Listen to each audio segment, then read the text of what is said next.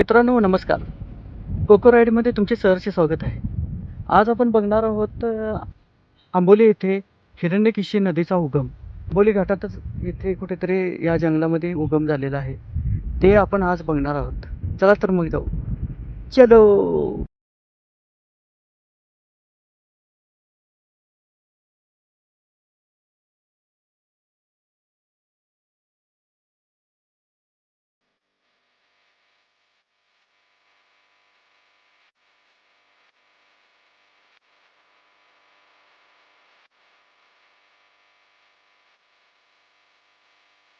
लडाख तर सोडाच. या जागेचं वैशिष्ट्यच खतरनाक आहे मित्रांनो. हे बघा.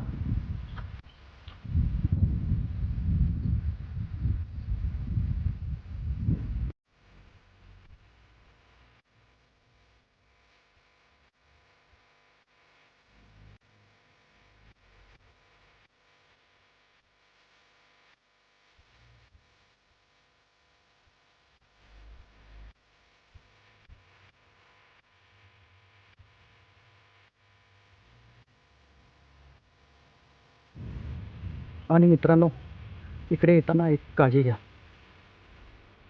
सोबत येताना काडीपेटी, लायटर असले आग असलेल्या वस्तू घेऊन येऊ नका. कारण की जंगलाचा खरा शत्रू आहे म्हणजे आग.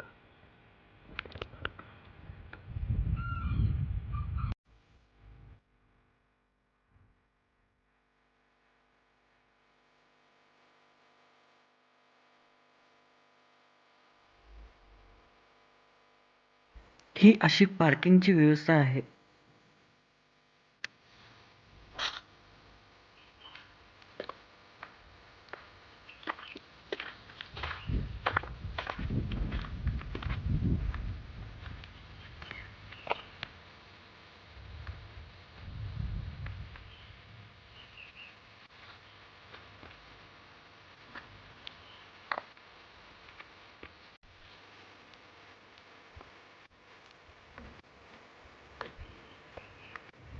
हे बघा मित्रांनो, माझ्या मागे आणि या साईडला पण कोण नाही.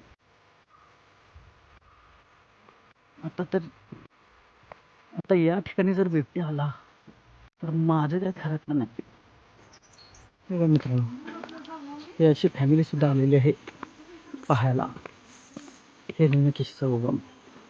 पण मित्रांनो तुम्हाला एक सांगू का, हे जर खरोखर तुम्हाला बघायचं असेल तर पावसाळ्याच्या सुरुवातीला किंवा पावसाळा झाल्यानंतर हिवाळ्यात या. खूप सुंदर वातावरण असते.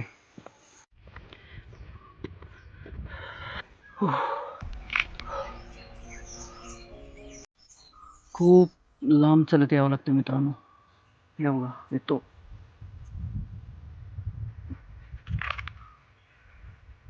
म्हणून थोडासा विसावासाठी इथे बसलो मित्रांनो.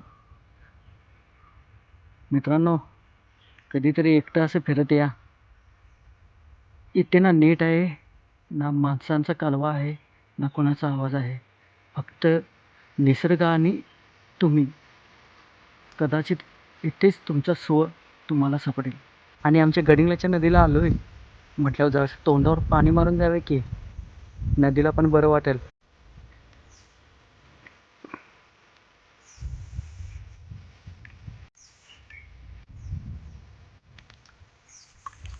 आहा, खूप थंडगार पाणी आहे मित्रांनो. आणि इथं पाण्याच्या शेजारी जास्त वेळ थांबायचं नाही बरं का. इथं सगळे जंगली प्राणी पाणी प्यायला येतात. आणि ही नदी मित्रांनो आंबोली, आजरा, गडिंग्लज, संकेश्वर, घटप्रभा असं जाऊन कर्नाटकात जाऊन ही नदी मिळते. आणि मित्रांनो ही नदी पुढे कर्नाटकात जाऊन आपल्या कोल्हापूरच्या पंचगंगा नदीला जाऊन मिळते. या नदीचा उगम पर्वताच्या पायथ्याशी असलेल्या देवी पार्वतीच्या मंदिरालगतच्या गुहेतून होतो. हा असा प्रवाह पुढे पुढे जातो. आणि मित्रांनो इथेच एक छोटीशी गुहा आहे.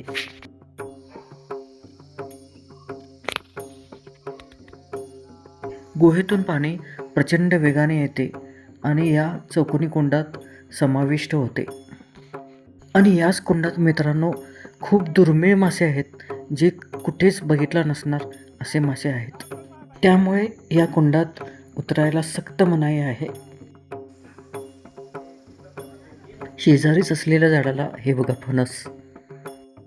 आणि मित्रांनो इथले पाणी इतके शुद्ध आहे ना, की आजूबाजूच्या वाडीतील माणसे इथे पिण्याचे पाणी नेण्यासाठी येतात. या हिरण्यकेशी मंदिरात शिवलिंग, गणपतीची मूर्ती आणि अर्थातच हिरण्यकेशी देवीची मूर्ती आहे. ओम नमः शिवाय. ओम नमः शिवाय. ओम. तर चला मित्रांनो, हा व्हिडिओ तुम्हाला कसा वाटला कमेंटमध्ये नक्की सांगा.